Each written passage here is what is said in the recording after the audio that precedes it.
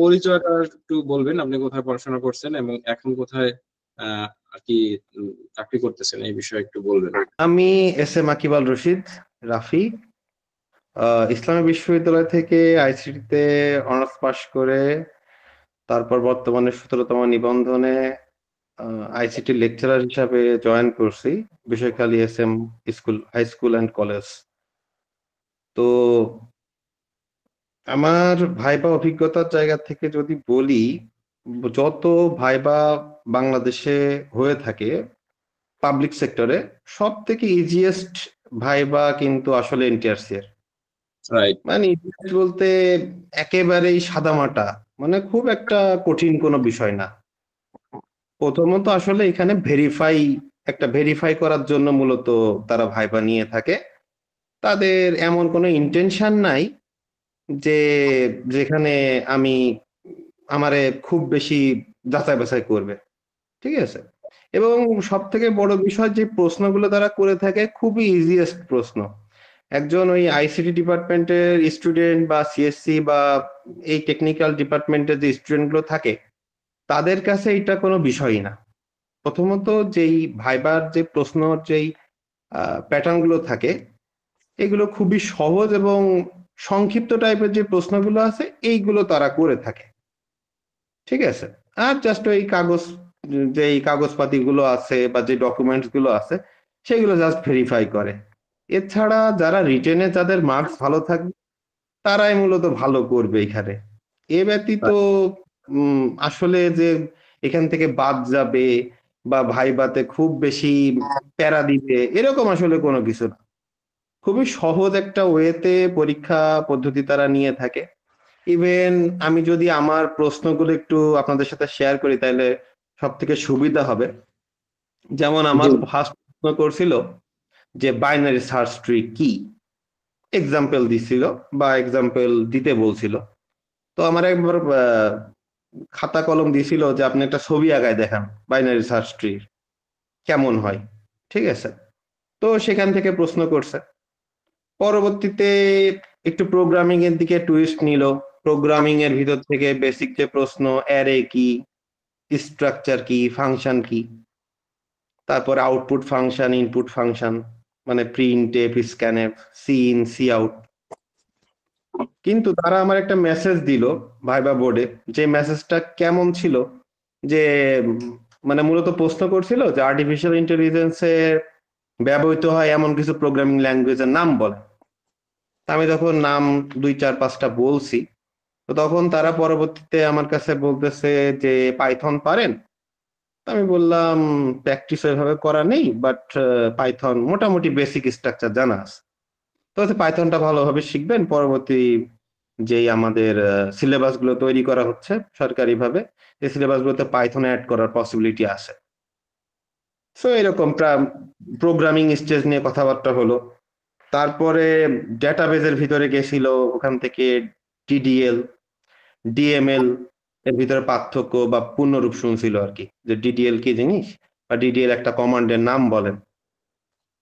তো এখান থেকে বেসিক কিছু প্রশ্ন। তারপর ওখান থেকে যাওয়ার পরে বলছে এইচটিএমএল।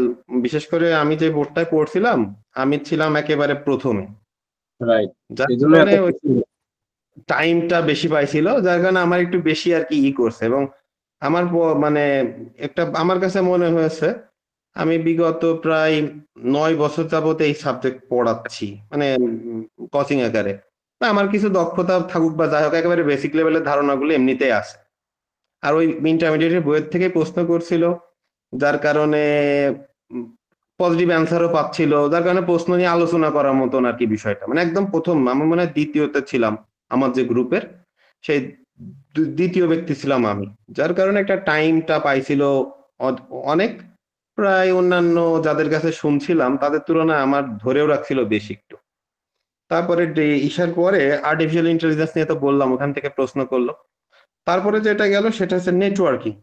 নেটওয়ার্কিং এর ভিতর যে বলে যে পাবলিক নেটওয়ার্ক আর প্রাইভেট নেটওয়ার্কের ভিতর ডিফারেন্স কি।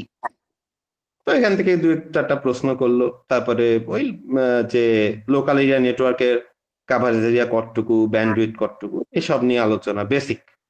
তারপরে ওনারা জাস্ট ওই বললো যে আপনি কোথা থেকে পড়াশোনা করছেন, কি বিষয়, কেমন রেজাল্ট টেজাল্ট দেখলো, দেখে বলছে যে আপনি টিচিং প্রফেশনে এসে মানে কেন আসতে চাচ্ছেন।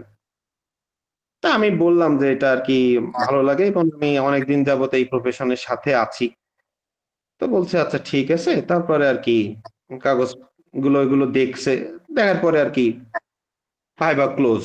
পরবর্তীতে যারা ছিল আমাদের, বিশেষ করে আমাদের যে গ্রুপটা ছিল ওইখানে সবাই, আমরা যেখান থেকে পরীক্ষা দিচ্ছিলাম সবাই পরিচিত। তো ওয়েট করছিলাম তাদের কাছে, শুনলাম।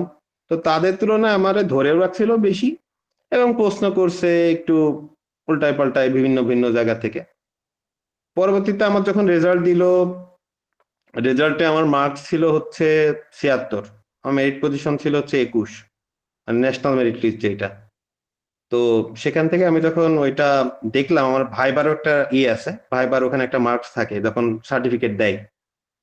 তো ওখান থেকে রেজাল্ট যখন দেখলাম তখন দেখলাম যে আমার ভাইভাতে মার্ক দিয়েছে হচ্ছে ১৯। তো দেখলাম যে না, ভালো মার্কস দিছে এবং ওরা তো অনেকক্ষণ ধরে আমারে যাচাই বাছাই করছে। এখন কি ভিত্তিতে দিচ্ছে হয়তো বা, ভাইবার মার্কস গুলো তো আসলে অনেক সময় ভালো পরীক্ষা দিয়েও হয় না, আবার পরীক্ষা কোন রকম দিয়েও অনেকের ভালো হয়। তো সেখানে যেভাবে হোক তারা যাচাই বাছাই করছে। তো এই রিলেটেড প্রশ্নগুলো বিশেষ করে আমি যদি কাউকে সাজেস্ট করি ব্যক্তিগতভাবে যে ভাইবার জন্য তাদের কি করণীয়, তো সেই ক্ষেত্রে আমি বলবো ইন্টারমিডিয়েটের যে বেসিক বইটা আছে, মানে ইন্টারমিডিয়েটের যে বোর্ড বই, বোর্ড বই বললে আবার ভুল হবে, বোর্ড বইয়ের সিলেবাস অনেক কম। তো সেই ক্ষেত্রে হচ্ছে যে সিস্টেক পাবলিকেশন কি ভয়েজার পাবলিকেশন, তারপরে হচ্ছে অক্ষরপত্র বা লেকচারের যে কোনো একটা সিরিজের বই যদি পড়া যায়, তো সেই ক্ষেত্রে অনেকটাই গিয়ে থাকা যাবে। বা এখানে বেশিরভাগই মোস্ট অফ দ্য স্টুডেন্টই তো সিএসসি বা আইসিটি, তারা বেসিকের ধারণাগুলো আছে। আর দ্বিতীয়ত যদি বলি, একেবারে সংক্ষিপ্ত যেসব প্রশ্নগুলো, যেগুলো ওই বাচ্চাদের ছোটখাটো বিষয়গুলোতে লাগে, মানে বাচ্চাদের বলতে আর কি স্টুডেন্ট, তো সেই ধরনের প্রশ্নগুলো বেশি করে। মানে এমন কোনো প্রশ্ন করে না যেটা খুবই মানে সিএসসি বা আইসি ডিপার্টমেন্টের মানে স্টুডেন্টদের জন্য খুবই কঠিন, এমন কোনো বিষয় কিন্তু ভাইবা বোর্ডে করে থাকে না। তো সেই ক্ষেত্রে আমার মানে যারা পরবর্তীতে পরীক্ষা দিচ্ছেন ভাইবা পরীক্ষা, তাদের জন্য এই সাজেশনটা আমি দিব যে ইন্টারমিডিয়েটের বইটা একটু ভালোভাবে পড়ে যাওয়ার জন্য। আর তার সাথে উম যেই বেসিক যে কনসেপ্ট গুলো, ইভেন কিছু কিছু বিষয় হয়তো বা একটু যাচাই বাছাই করতে পারে। যেমন আমার একটা প্রোগ্রামিং লিখে দিয়েছিল যে প্রিন্ট এফে একটা ভুল ছিল, মানে প্রিন্ট এফে একটা এম% রাখছিল। তো এম%টা ভুল, মানে আমারে বলছে এখান থেকে ডিবাগ করেন, ভুলটা বের করেন দেখি। ঠিক আছে, তো আমি বললাম এখানে এম% আছে, এম% তো স্ক্যান এফে হয়, প্রিন্ট এফে এম% হয় না। তো এই ধরনের কিছু ধারণা মানে নিয়ে রাখতে হবে, বিশেষ করে প্রোগ্রামিং। আর এইচটিএমএল এর ক্ষেত্রেও হয়তো বা অর্ডার লিস্ট আনঅর্ডার লিস্ট থেকে, মানে আমার যারা ফ্রেন্ড ছিল ওদের কাছে শুনছিলাম, ওইখান থেকে দুই চারটা প্রশ্ন তারা করছে। বিশেষ করে টেবিলের ভিতরে যে ট্যাগ গুলো আছে, কিছু অ্যাট্রিবিউট গুলো আছে, এইগুলা সম্পর্কে একটু বেসিক ধারণা রাখতে হবে। ঠিক আছে। আচ্ছা, ধন্যবাদ। অনেক ইনফরমেটিভ কথাবার্তা বলছেন আর কি। আপনি কি, আপনাকে কি প্রথম জিজ্ঞেস করছিল আপনি কোথায় পড়াশোনা করছেন? প্রথম জিজ্ঞেস করছেন না পরে? আমার কাছে প্রথমে জিজ্ঞাসা করছে আপনি কোথা থেকে আসছেন, আর কোনো কিছু শুনিনি। তো তারপরে তারা প্রশ্ন করা শুরু করে, মানে বিশেষ করে আমার কাগজপাতি গুলো যেগুলো ছিল সেগুলো একটু ভেরিফাই করার জন্য তারা সময় নিচ্ছিল। মূলত আমার ভাইবা বোর্ডে ৩ জন ব্যক্তি ছিল, ২ জন ওই কাগজপাতি দিয়েই করছিল, এক ম্যাডাম ছিল, সেই ম্যাম আমার প্রশ্ন করছিল। এবং যাওয়ার সময় যখন ব্যক্তিগত নিয়ে আলোচনা করা মানে শুরু করে, সেই সময় আর কি শুনছিল আপনি কোথা থেকে পড়ছেন, কি বিষয়। আর আরো বড় বিষয় যেটা, ওই দিন বেশিরভাগ স্টুডেন্ট তারা ওই, আমরা মূলত প্রিলিমিনারি পরীক্ষা দিয়েছিলাম কুষ্টিয়াতে, মানে বিশ্ববিদ্যালয় হিসাবে। তো যার কারণে ওই যারা একসাথে পরীক্ষা দেয় ওদের ভাইবাও একসাথেই হয়। তো হ্যাঁ, ওনারা আর কি গেজই ছিল, কারণ ওই সারাদিন সব ওই ইসলামী বিশ্ববিদ্যালয়ের পোলাপানি পরীক্ষা দিচ্ছে সকাল থেকে। যার কারণে হ্যাঁ, হয়তো বা প্রথম শুনিনি। বা আমাদের আগে যারা ছিল, প্রায় গ্রুপ ছিল মনে হয় ৮টা, আমরা ছিলাম লাস্ট গ্রুপে ৮ নম্বর গ্রুপ। তো সকাল থেকে পরীক্ষা দিচ্ছিল, ওই কারণে হয়তো বা শুনি। যাওয়ার সময় শুনতেছে যে আপনি কোন বিশ্ববিদ্যালয় কোন ডিপার্টমেন্ট থেকে পড়ছেন। তো আর কি ওটা লাস্টে শুনলো, তারপরে বললো রেজাল্ট তো যাই হোক মাশাল্লাহ আছে, কি ভালো খারাপ বললো। বললো টিচিং প্রফেশনে যদি আপনি আসেন তো আপনার ওই যে ইন্টারেস্ট গুলো শুনছিল যে কেন আসতে চাচ্ছেন, তো আমি আমার কারণগুলো বললাম যে আগে থেকে আমি এর সাথে জড়িত, প্লাস আরো বড় বিষয় আমি এখানে উম, মানে এই প্রফেশনে থেকে আমি একেবারে বোরিং হই না। যখন এইসব কথাবার্তাগুলো বললাম, বললো ঠিক আছে ভালো থাকবেন। দিয়ে ওনারাই নিজেরাই বলতেছে যে আমরা তো আসলে একটা ফর্মালি ভাইবা নিই, আসলে আপনার রিটেনে যেরকম পরীক্ষা হবে তারপর বেস করে আপনি আহ, চাকরি পাবেন কি পাবেন না, কি ভালো কলেজ পাবেন কি পাবেন না সেটা নির্ভর করবে। আমাদের এই ভাইবা বোর্ডের সেরকম করো বললাম না, আমার কোনো একটা ফ্রেন্ডলি ভাইবা বোর্ড ছিল। এবং আমি ওই প্রায় বিগত যতগুলো ভাইবা বোর্ডে গেছি, আমার সব থেকে বললাম না ইজিয়েস্ট ভাইবা বোর্ড মনে হয়েছে যে এনটিআরসি ভাইবা বোর্ড। মোটামুটি যেই কখন কয় জায়গায় আর কি পরীক্ষা দিয়েছি, মনে হতো সব থেকে মানে ইজিয়েস্ট ভাইবা বোর্ড ছিল তাদের। এবং তারা অনেকটা ফ্রেন্ডলি, এবং কোনো বিষয়ে যে আপনি পারেন না বা অনেকে আছে খুব একটা বেশি পাচ্ছে না, আগের বোর্ডে যারা ছিল আমরা শুনছিলাম, বা অনেকের ধারণা ছিল না অনেক কিছু, তো তাদেরকে যে মানে একটা উম, নিচু করা বা ক্রিটিসাইজ ক্রিটিসাইজ করা। করা, এই ধরনের বিষয় কিন্তু তাদের ভিতরে নেই। ইভেন আমারও মনে হয় দুই একটা প্রশ্ন আমি কিন্তু ওইভাবে উম, ভুলই বলতে পারি হয়তোবা, বা মনে হয়েছে যে আমার হয়তোবা আবছা ধারণা থেকে বলছি। তারপরে তারা কিন্তু এটা নিয়ে বলেওনি যে আপনি এটা বলেন ওইটা বলেন, যেমন অন্যান্য ভাইবা বোর্ডে যদি প্রশ্ন করে থাকে এটা বলেন, তো বলার পরে দেখা যাচ্ছে বলছে এইটা কেন পারলেন না, আপনি কেন বললেন না। তারা কোনো চার্জও করে, মানে খুবই পিএসসি একটা তারপরে এটা জানেন না, বা আইসিটি পড়ে আসছেন তারপরে এটা জানেন না, বেসিক জিনিস এরকম হ্যাঁ জানেন, criticize। এই ধরনের কনসেপ্ট তারা বলিনি, বা আমার জানা মতে ভাইবা বোর্ডটা অনেকটা ফ্রেন্ডলি থাকবে। সুতরাং ওইটা নিয়ে যে যারা পরীক্ষা দিচ্ছে বা তারা আর কি আমাদের উম, পূর্ব মানে পূর্বগামী যে সব মানুষজন আছে বা পরবর্তীতে যারা আসছে, সবার কাছে কম বেশি শোনায় বা আমি যতদূর জানছি সেখানে এই বোর্ড ভাইবা বোর্ডটা আহামরি কোনো বিষয় না, এটা ফেস করা খুবই ইজি। তবে বেসিক ধারণা নিয়ে গেলে খুব একটা ভালো হবে।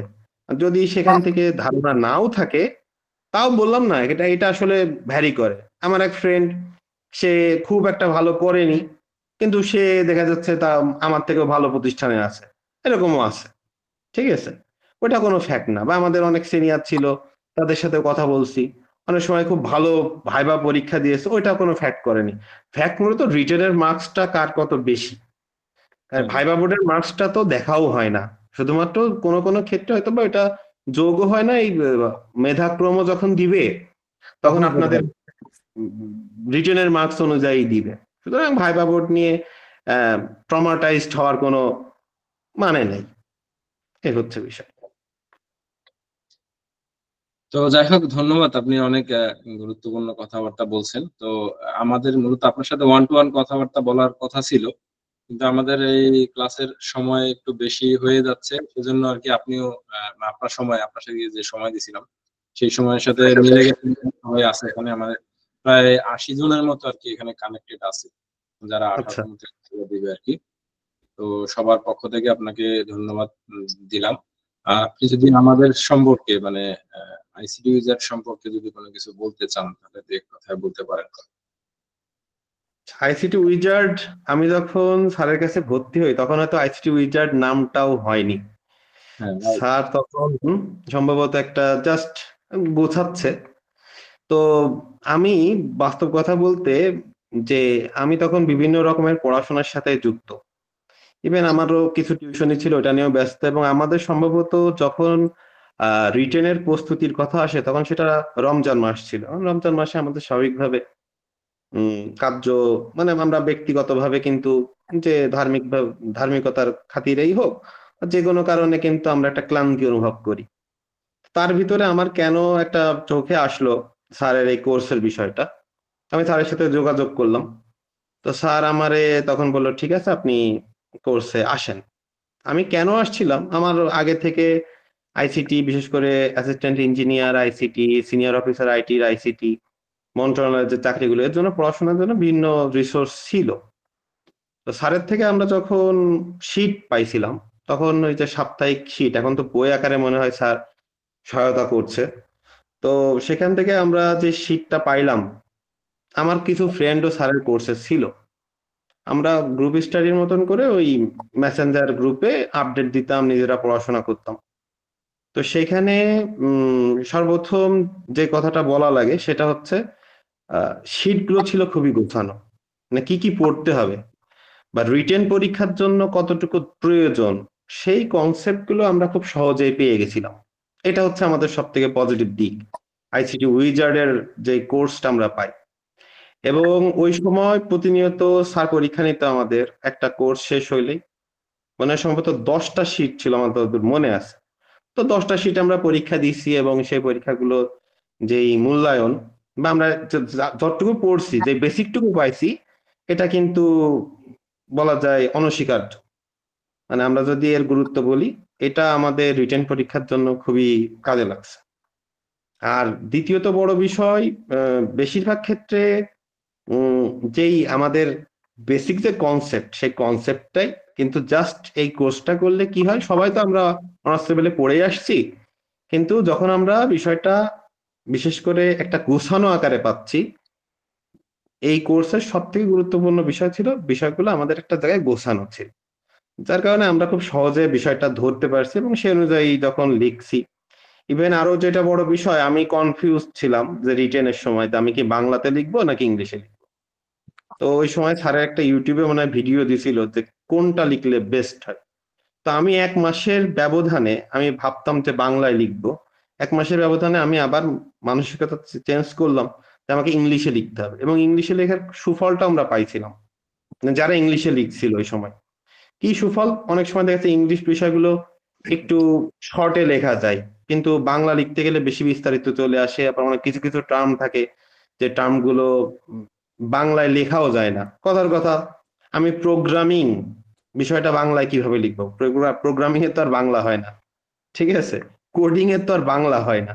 তাহলে বেশিরভাগ ক্ষেত্রে ইংলিশ টার্মিনোলজি গুলো ব্যবহার করতেই হচ্ছে। তো সেসব ক্ষেত্রে কি হলো যে স্যারের থেকে যে আমরা পরামর্শ পাইলাম, সেই পরামর্শটা পরবর্তীতে কাজে লাগায় রিটেনে আমি অনেকটা সফলতা পাইছি। ইভেন স্কুল লেভেলে যে পরীক্ষা দিছিলাম ওইখানেও তো মানে রিটেন টিকছিলাম, ভাইবাও গেছি। তো সেখান থেকেও যতটুকু স্কুল লেভেলটা আসলে মানে ধরা ছোঁয়ার বাইরেই ছিল, তাই না, ওটা হইলেও করবো না, কিন্তু জাস্ট পরীক্ষা দিছিলাম অভিজ্ঞতার স্বার্থে। স্কুল লেভেলটা অনেকটা সহজ, কলেজ লেভেলটা অনেকটা আমাদের অনার্স লেভেলের সাথে রিলেটেড। তো সেসব ক্ষেত্রে একটা গোছানো সাজেশন বা গোছানো যেই কারিকুলাম সেটা হাতে পাইছিলাম, যেটা আমাদের আসলে পরবর্তীতে উপকারী হয়েছে বলে আমি আমি স্বীকার করি। বা অনেক সময় অনেকে বলতে পারে যে আসলে আমার তো আগে থেকে পড়া ছিল তাই, কিন্তু আগে থেকে পড়া থাকলেও অনেক সময় হয় না। পরীক্ষাটা তো মূলত একটা নিজেকে সুন্দরভাবে রিপ্রেজেন্ট করা। তো সেই সুন্দরভাবে রিপ্রেজেন্ট করার জন্য কোর্সের যে শিট গুলো, এটা খুবই গুরুত্বপূর্ণ ভূমিকা পালন করছে। তার সাথে পরীক্ষাগুলো দিয়েছিলাম যাতে একটা চর্চাও হয়ে গেছে। ভাই আপনার স্কুল লেভেলের ভাইবাটা যদি একটু শেয়ার করতেন, স্কুলে যে ভাইবাটা। স্কুলের ভাইবা ছিল খুবই সাদামাটা এবং আমারে খুব কম সময় রাখছিল, বলা যায় 2-3 মিনিট। ওইখানে ওই প্রশ্ন করেছিল ইনপুট ডিভাইস কি, ঠিক আছে, কম্পিউটারের পেরিফেরাল ডিভাইস, হাব, সুইচ, এইসব নিয়ে। আর ওই বলছিল যে এক্সেল এর কাজ কি, তারপরে হচ্ছে পাওয়ার পয়েন্ট প্রেজেন্টেশন কিভাবে কাজ করে। হুম, এই ধরনের প্রশ্নগুলো মানে খুবই সাদামাটা প্রশ্ন, ওইগুলো মেমোরি কত আপনার মার্ক আর মেরিট কত ছিল স্কুলে? স্কুলে মেরিট ছিল আমার সঠিক মনে নাই, 2000-এর ভিতরে ছিল। মার্কসটা তো আমি মানে ওইটার যে ইটা যে শীটটা আমি ওটা তুলছিলাম না, সার্টিফিকেটটা তোলা হয় না আর কি, সার্টিফিকেট না তুললে কিন্তু মার্ক দেখা যায় না। দেখা যায় না, আমি সার্টিফিকেট তোলা হয়নি, যার কারণে মার্কস বলতে পারবো না। 2000-এর ভিতরে সিরিয়াল ছিল, এখানে ছিল হচ্ছে 21 মেরিট, ঠিক আছে। ইভেন আমার কাছে কেন জানি মনে হয়েছে স্কুলের পরীক্ষা, আমি রিটেন পরীক্ষা অনেক ভালো দিছিলাম, মানে একেবারেই সহজ প্রশ্ন, মানে ওই সংখ্যা পদ্ধতির প্রশ্ন, ডিজিটাল ডিভাইসের প্রশ্ন, এগুলো ইন্টারমিডিয়েটের থেকে তো মানে আমরা মানে শিখাচ্ছি বাচ্চাদের, অনেকদিন ধরে পড়াচ্ছে, বিষয়গুলো কোনো বিষয়ই না।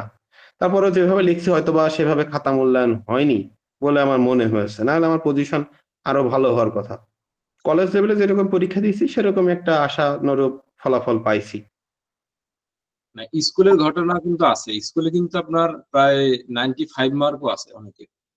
তো এই জন্য হুম। আপনি ধরেন দেখা যায় 1 মার্কের জন্য মেরিট কিন্তু আপনার কয়েকশো পিছনে চলে যায়। স্কুলে তো অনেক পাস বেশি তো সেজন্য। আপনি দেখা হ্যাঁ গেল যে আপনি 2000 এর মধ্যে যদি থাকেন তাও দেখবেন যে আপনার মার্ক 80+ ওখানেও, বুঝছেন? স্যার স্কুল তো 1 থেকে 17 সবার মধ্যে মেরিট হয়েছিল, আর কলেজে হচ্ছে শুধু 15, 16, 17 752 কোড, যেটা সেই জন্য হইতে পারে। হ্যাঁ, স্কুলে সেটা হতে পারে। স্কুলে কিন্তু ওই যে আগে যারা কম্পিউটার ছিল, কম্পিউটার তারাও ওই স্কুলের ওইটার সাথে কম্বাইন, যার জন্য প্রায় 20,000 দেখবেন, 20,000 না সরি 10,000 12,000-এর মতো ইয়ে আছে, লিস্ট আছে। ঠিক আছে, সেই প্রথম থেকে একেবারে 1 থেকে। তো যারা যারা তো আর এখন সুযোগ পাবে না। তো যেহেতু মেরিট লিস্টে ওই যে 10,000 নিয়ে হয়, সেজন্য 2,000 থাকাটা অস্বাভাবিক কিছু না। তো দেখা যাবে যে এটা মার্ক অনেক বেশি, বুঝছেন? মার্কটা বেশি, কিন্তু তারপরেও মানে পরীক্ষা দেখা যাচ্ছে গতানুগতিক ধারায় যদি ভাবি, তো সেই ক্ষেত্রে দেখা যাচ্ছে কলেজের থেকে স্কুলের পরীক্ষা অনেক ভালো হয়েছে, কিন্তু যারাই পরীক্ষা দিয়েছে খুব একটা আশানুরূপ ফল পায়নি। বা মেইন বিষয় হচ্ছে, যখন একটা মানুষের কলেজে হয়ে যাচ্ছে, সে কিন্তু আর স্কুলের দিকে মানে যাওয়ার করবে না, যে না। তারপরে বড় বিষয় ছিল যে আমি আমার এলাকাতে থাকার যে চেষ্টাটা করছিলাম, আমাদের এখানে ফাঁকা জায়গাও ছিল একটা, আমার বাসার থেকে বেশি দূর না, আমি যে প্রতিষ্ঠানে কর্মরত বর্তমানে। এবং দ্বিতীয়ত যেটা বড় বিষয় সেটা হচ্ছে মার্কসটা আমি যদি ভাবতাম, আমার যে মেরিট পজিশন, আমি যদি ভাবতাম যে না আমি ঢাকা শহর বা একটা বড় শহরের বড় বড় কলেজে জয়েন করব, তা করা যেত, কিন্তু আসলে সব জায়গায় বেতন কাঠামো এক। এবং বাসায় থেকে এনটিআরসি চাকরির সব থেকে সুবিধা হচ্ছে বাসায় থেকে এবং কোন রকমের তদবির ছাড়া এই চাকরিটা হচ্ছে মানুষের, এবং এটা মানুষ কিন্তু বিশ্বাসও করছে এক প্রকারে। যার কারণে এই যে সিএসসি আইসিটি থেকে পড়ে আসা মানুষও এখন কিন্তু এই ধরনের চাকরিগুলোতে ঢুকে যাচ্ছে, এবং ফার্স্ট ক্লাস চাকরি, কলেজ চাকরি, তো সেক্ষেত্রে করাই যায়।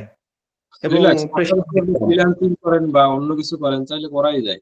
দুটো পর্যন্ত থাকলে অনেক কিছু করা তারপরেও সম্ভব। বাংলাদেশের যে হারে বেকারত্বের সমস্যা, সেখানে আসলে এই ধরনের চাকরিগুলো আমাদের সিএসসি বা আইসিটি ডিপার্টমেন্টে তৈরি হয়েছে বলে আমি মনে করি অনেকটা বেকারত্ব কিন্তু কমে আসছে। অন্যান্য Right. ডিপার্টমেন্টগুলোতে ভালো ভালো ডিপার্টমেন্টের পোলাপান, বিশেষ করে আমরা যদি আমাদের এলাকাতেই দেখি, বিশেষ করে আমার স্টুডেন্ট গুলোদের দিকে তখন তাকাচ্ছি, অনেক ভালো ভালো ডিপার্টমেন্ট থেকে পড়ে আসছে, বায়োটেক থেকে পড়ে আসছে, অ্যাপ্লাইড কেমিস্ট্রি থেকে পড়ে আসছে। তাদের তো এনটিআরসি তে ওইরকম কোনো সাবজেক্ট নাই, তারা কিন্তু আসতে পারছে না। তারা কিন্তু দেখা যাচ্ছে অনেক ট্যালেন্ট ছেলেপেলেরাও কিন্তু সেই জায়গাটা দখল করতে পারছে না। কিন্তু দেখা যাচ্ছে আমাদের আইসিটি সিএসসি যারা আছে, তারা এখানে একটা হিউজ স্কোপ বাংলাদেশে, যে এখান থেকে তাদের এখানে একটা ফার্স্ট ক্লাস চাকরি হিসাবে করা যায়, যদি কারোর বিগ ড্রিম বা খুব অ্যাম্বিশন না থাকে, সেক্ষেত্রে ভালো। এবং হালাল পথে এই চাকরির বলা যায় যে আহ সুখে শান্তিতে পার করা যাবে। কলেজে তো বেশি প্রেশারও নাই, একটা দুইটা Relax. ক্লাস রিল্যাক্সে থাকা যায়। ওর ভিতরে যদি কেউ ভাবে যে না, যেমন ধরেন আমার এখন জবের এজ হচ্ছে 28, আমি কলেজে যে যদি ভাবি যে আমি পড়াশোনা করব, হিউজ স্কোপ। আমি একটা কি দুইটা ক্লাস, তাও সপ্তাহে অনেক দিন একটা ক্লাস থাকে, দুইটা ক্লাস সর্বোচ্চ, এখানে যে পড়াশোনা করার হিউজ স্কোপ থাকে। তো এইটা হচ্ছে একটা সুযোগ। কিন্তু দেখা যাচ্ছে আমি যদি কোনো ব্যাংক বা কোনো কোম্পানি বা কোনো প্রতিষ্ঠানে ঢুকতাম, সফটওয়্যার কোম্পানি, ফার্ম টার্মে যদি ঢুকতাম, তো সেই ক্ষেত্রে কিন্তু আমার এই স্কোপটা ছিল না পড়াশোনার, অ্যাটলিস্ট সারাদিন ওই প্রফেশনাল ওয়ার্কস নিয়ে থাকা লাগতো। আর এখানে যে প্রফেশন, এটাও তো আসলে পড়াশোনার সাথে রিলেটেড, সুতরাং খুব একটা সমস্যা হবে হুম, না। এটার এক্সাম্পল তো আমি নিজে কর্পোরেটে প্রায় 7 বছর 8 বছরের মতো চাকরি করেছি আমি, ঠিক আছে? হুম। তো সেখানে যে প্রেশার সেটা তো জানি আর কি। দেখা যায় কি নিকটাত্মীয় মারা গেলেও ছুটি দিতে চায় না।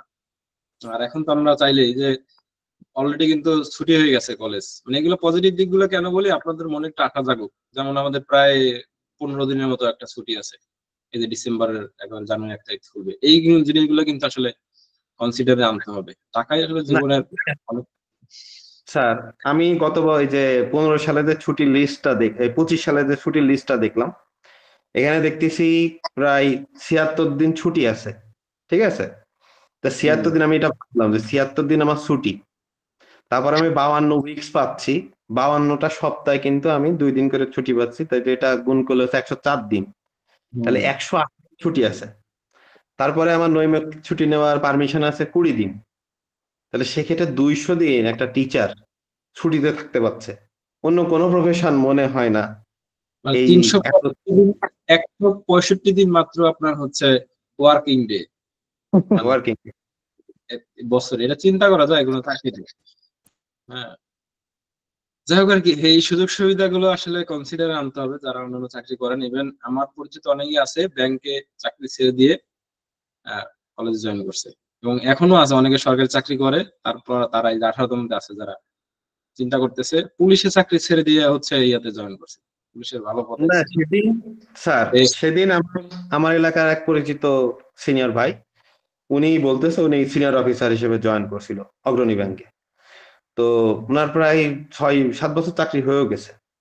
তো বলছে চাকরি জীবনে যে বেদনা, যে কষ্ট, এটা এতটাই বেশি, বলছে এখন মনে হয় যে আমাদের যদি কোনো সুযোগ থাকতো তাহলে আমি চাকরি ছেড়ে দিতাম। বলছে এখন বয়স নেই, বলছে তারপর আমি চেষ্টা চালাচ্ছি। বলছে অ্যাডভোকেটের একটা পরীক্ষা দিচ্ছে, যে ওইটাতে যদি সে অ্যাডভোকেট লেভেলের যদি কোনো পাস হয় তাহলে সে ওই জুডিশিয়ারি লেভেলে চলে যাবে, এই ব্যাংকিং সেক্টরে সে থাকবে না, তার চাকরির বয়স নেই বিদায় সে এখানে আছে। ঠিক আছে, শুধুমাত্র কথা ভেবে। ব্যাংকে তো কিন্তু আমারও আর এক্সপেরিয়েন্স আছে। mental health খুবই খারাপ একটা মোহ। ব্যাংক হচ্ছে শুধু একটা টাকার মোহ, আর কিচ্ছু নেই। ব্যাংকে যে পরিশ্রম আর যে মানসিক ছুটি ছাটা নাই জীবনে, ঠিক আছে, বিশেষ করে আমাদের আইটি তে তো নাই, আর ক্যাশে যারা আছে তাদের তো জীবন শেষ। ব্যাংক একটা শুধু টাকার মোহ, বুঝছেন, আর কিছুই না। মানে বলা যে ব্যাংকে চাকরি করি, এছাড়া আর কিছুই নেই। এবং যাই হোক, আরো একটা বিষয় স্যার, ওই ব্যাংকের বিষয় যেহেতু তুললেন, সেটা হচ্ছে সামাজিক অবস্থান। মানে ধরেন একজন কলেজ টিচারে সমাজে যেভাবে, সে একজন বলছে আমি ব্যাংকের অফিসার, মনে করছে ওর বিশাল বিষয়।